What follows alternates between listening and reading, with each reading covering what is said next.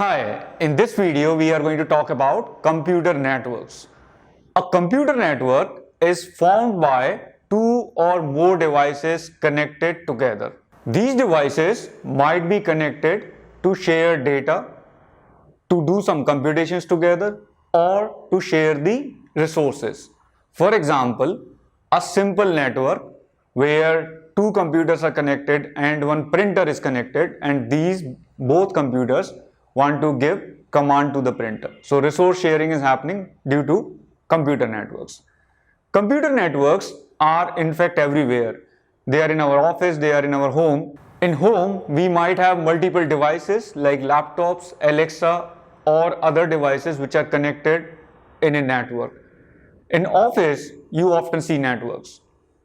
Your computer is connected through a switch or any other device like router, and they form a network. So there are many networks that exist. In this course, we are going to focus mainly on internet, the largest network. Almost half of the world's population is connected through the internet. In fact, most of our home devices, our office devices, they are connected to internet.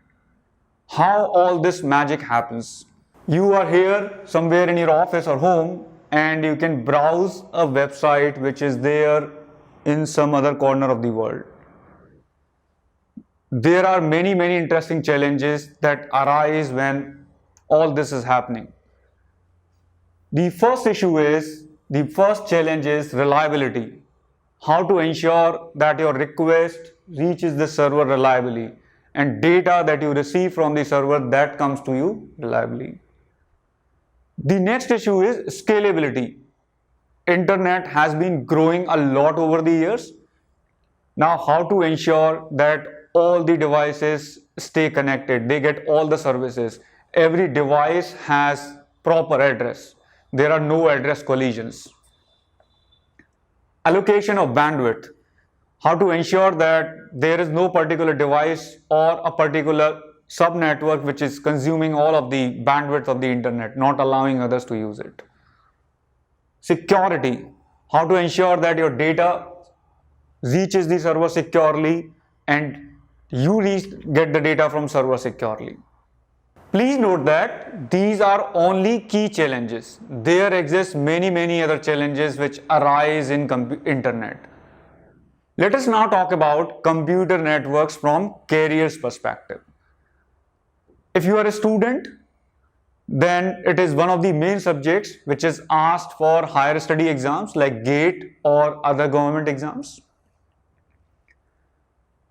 Also, if you are preparing for interviews, then it is one of the main subjects which are asked in complete interviews after data structure algorithms, DBMS, and operating system.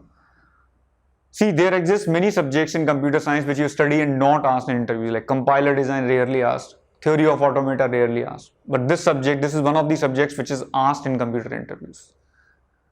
If you are a working professional, then it's a must know subject. If you are in IT support, you must know how IP addressing work, how subnets work, how DHCP works. All these things you must be aware. Not only these things, you should know all the details of computer networks to be a good IT support engineer.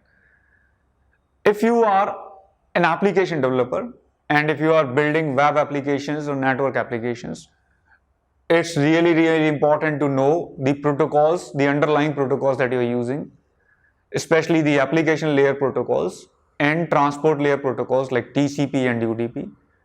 These things are must know if you are a web application or a network application developer.